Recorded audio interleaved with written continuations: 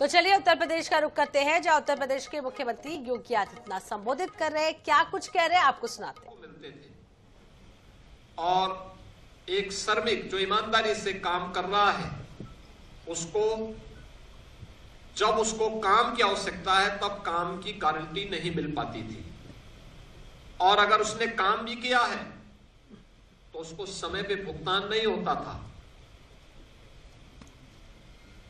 रोजगार सृजन का विकास और अस्थायी परिसंपत्तियों के निर्माण का एक अस्थायी मैकेनिज्म इस योजना से बनाने में पूरी तरह विफल रही है, और इसलिए अब नए संशोधन में रोजगार की गारंटी 100 दिन से बढ़ाकर के 125 दिन किया गया है। साप्ताहिक वेतन यानी साप्ताहिक भुगतान होगा।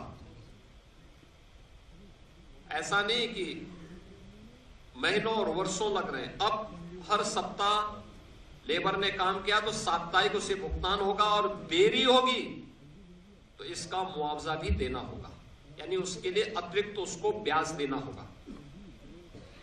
समय पर काम नहीं मिलने पर बेरोजगारी भत्ता अब कानूनी अधिकार हो गया है। यानी अगर कोई व्यक्ति कहता साहब मुझे काम चाहिए और काम नहीं दे रही है ग्राम पंचायत, तो उसके बदले में उसको भत्ता की गारंटी होगी।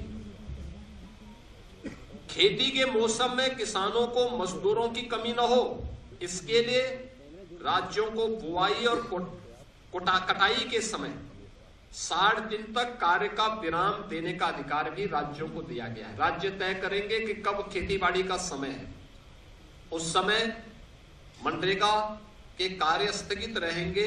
खेतीबाड़ी के कार्य के लिए लोग पर्याप्त संख्या में लोग मिल पाएंगे, और 125 दिन की गारंटी वर्ष भर में जो भी कार्य करने के इच्छुक हैं उन श्रमिकों को प्राप्त होगा।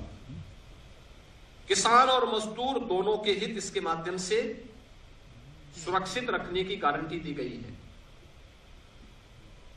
खोदने और भरने वाली कामों पर विराम होने से स्वाभाविक रूप से जिनके हित प्रभावित हो रहे हैं वो चिल्ला रहे हैं, क्योंकि गड्ढा खोदते थे फिर उसको पाटते थे।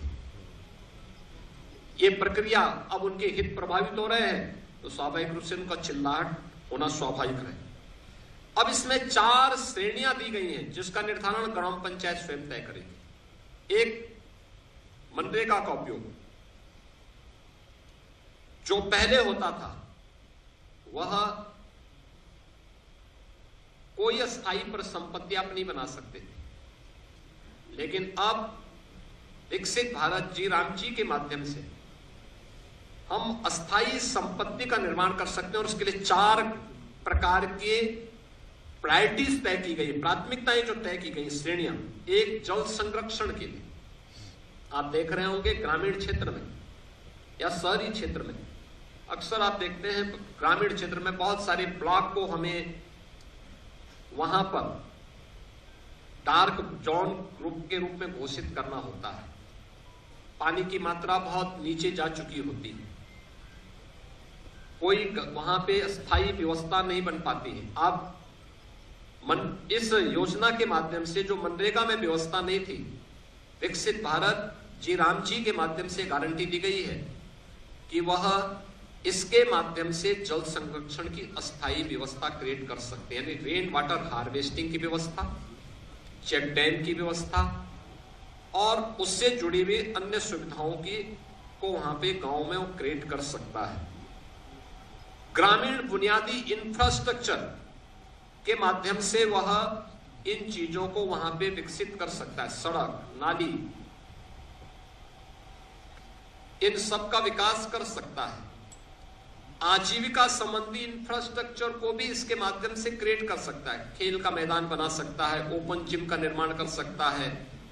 गांव के पास पैसा है, गांव के पास लैंड है, गांव की मार्केट मंडी बना सकता है। गांव में सड़कों पे जहां तहां जो मंडी बनी हुई है उसको हटाकर उसको व्यवस्थित रूप से दुकानें बनवा करके एक अच्छे खाली जगह पर उसको अस्थायी रूप से सड़क से हटा करके एक सिस्टम के साथ जोड़ सकता है, जिससे सुरक्षा की गारंटी व्यापार उस दुकानदार के पास भी हो जाएगी और साथ साथ गांव के पास एक इनकम का माध्यम भी हो जाएगा।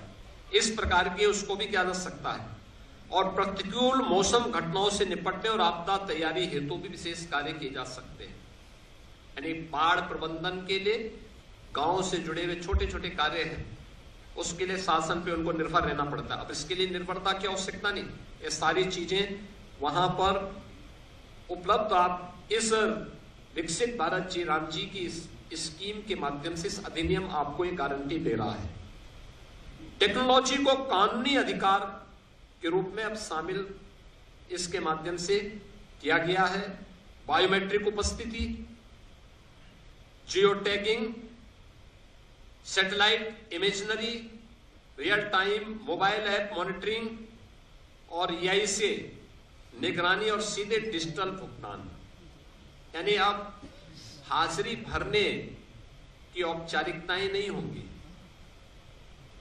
अब जो भी होगा बायोमेट्रिक उपस्थिति के माध्यम से होगी, जियो टैगिंग के माध्यम से होगी, सैटेलाइट इमेजनरी के माध्यम से स्थायी परिसंपत्ति का निर्माण हुआ है कि नहीं।